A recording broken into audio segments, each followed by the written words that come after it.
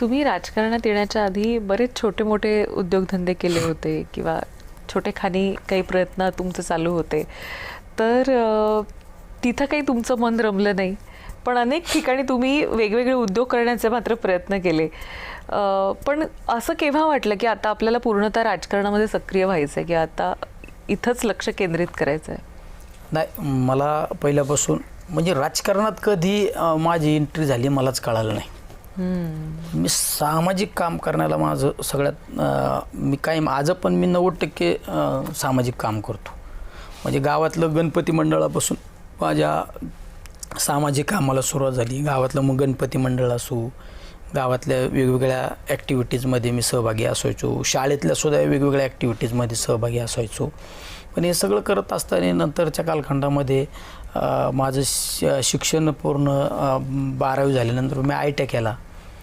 मी bench fitter trade केला. नंतर मी kinetic company म्हणून आमचे नगरला, म्हणजे आमच्या सुपा MIDCत नवीन उमा प्रिसिजन म्हणून एक कंपनी आली माझ्या गावाच्या हद्दीत. आणि मी 2-3 वेळा त्या कंपनीत इंटरव्ह्यूला गेलो.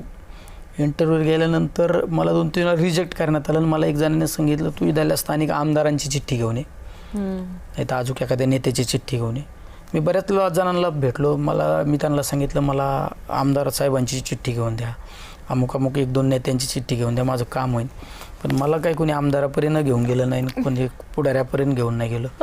मी शेवट घरातल्यांना वाटायचं याचा ITI झाला आणि काय गावातच बोंबलत हिंडतो, काही करीना. पण रागवायचं एक दिवस मी माझे सगळे कागदपत्र उचलले, नगरला कायनेटिक चौकात उतरलो, पायी गेलो कायनेटिक कंपनीच्या गेटवर आणि तिथं जॉईन झालो.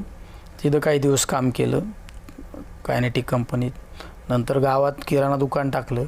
मी गावात किराणा दुकानात राहिल्यामुळं इतकी उधारी झाली. कुणी आलं सांगायला घेऊन गेलं, कुणी आलं का घेऊन जा, उधारी मागायला लागलं. तो म्हणला ना, लय अडचण आहे, लय गरिबी, म्हणायचं राहून दे, नको देऊ पैसे. म्हणजे दुकान बंद करायची वेळ आली. नंतर गावात एक हॉटेल टाकलं, छोटं हॉटेल, आपलं चहा मिसळचं चालू केलं. पण संध्याकाळी दुधाचे पैसे मोजायला गेलो तर दुधाचे पैसे वसूलणं सोबत, म्हणजे ते पण धंदा केला. तिथं काय जमलं नाही. नंतर एक छोटी डेअरी टाकली. डेअरीला काही दिवस मी सह्याद्री म्हणून बारामतीचा एक प्लॅन्ट आहे, सह्याद्री ॲग्रो डायनॅमिक्सला काही दिवस दूध दिलं. पण नंतर हे सगळं पण करीत असताना नेहमी समाजाशी माझी कनेक्टिव्हिटी राहिली. मग नंतर मी ग्रामपंचायत लढलो, ग्रामपंचायतला सरपंच झालो.